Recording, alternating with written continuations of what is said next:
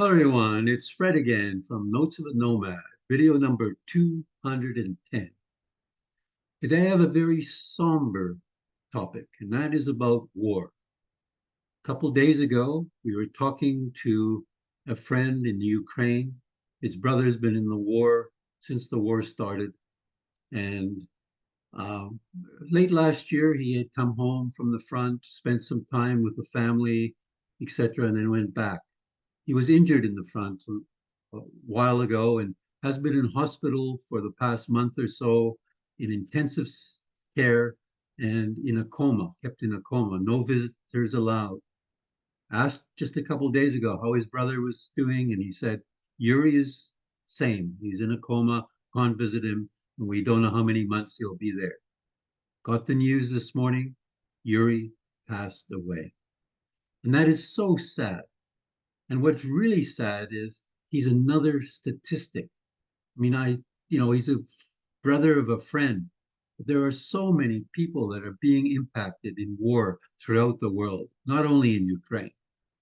I looked up the statistics, and over 500,000 people every year are dying in wars. You wonder why. And the impact of war is so negative. Not only the disaster of people dying, for example, was apparently been estimated in the Second World War, 60 million people died in that war.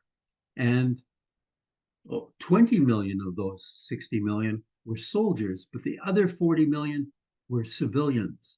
And it really impacts the women and the children in particular. And not only the deaths, but the other impacts it has, the economic collapse, food insecurity, the public services, the health, schooling system, the environmental contamination from war, and the trauma and the violence that happens. I mean, the PTSD, post-traumatic stress disorder that affects everyone, not just the soldiers. Affects the economy, the infrastructure, the labor force, etc. It's really, really sad what's going on in the wars, the impact that it has, and it has a long-lasting impact. So I just want to share my screen, show you some of the impacts that it's having, and also some of the recent wars that are being impacted. So, for example, this is Ukraine. We know about Ukraine, and that's just one of many examples of what's happening there. But it's not only Ukraine, it's also Palestine. There's an example of what's going on in Palestine or Gaza Strip. It's horrendous. Unbelievable amount of people have been impacted, and the infrastructure, etc., that's been damaged. And this is the Sudan.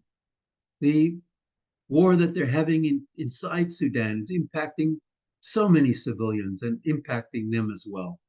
So it's really, really sad to see what is happening currently and what has happened throughout history.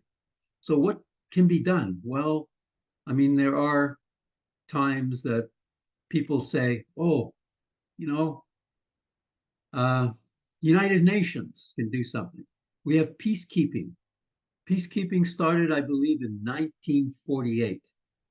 And the very first peacekeeper who passed away, amongst, I believe, over 4,000 peacekeepers have passed away since 1948, was, I believe, a fellow from, I think it was Norway, somewhere in Scandinavia.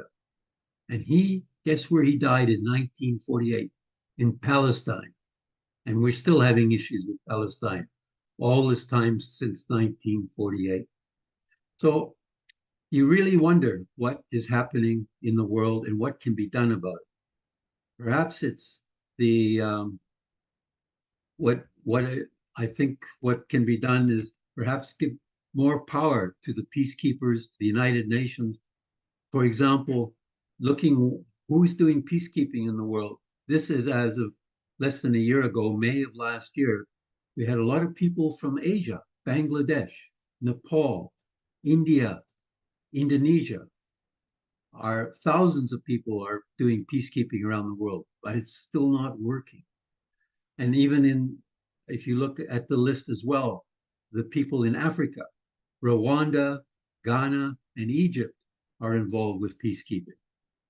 But maybe 100 years from now, I do this video, maybe some of my descendants will look and say, look what was going on when that great grandfather or great great grandfather was alive.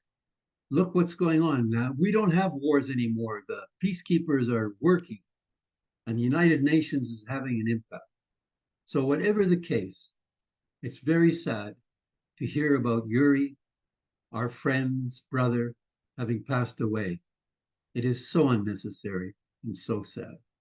So, with that, I'll say adios, au revoir, wishing you, your family, and friends lots of love and laughter. And hopefully, we can help solve what is going on and killing so many people and affecting the world so negatively with the wars that we continue to have. So, with that, bye for now from Fred.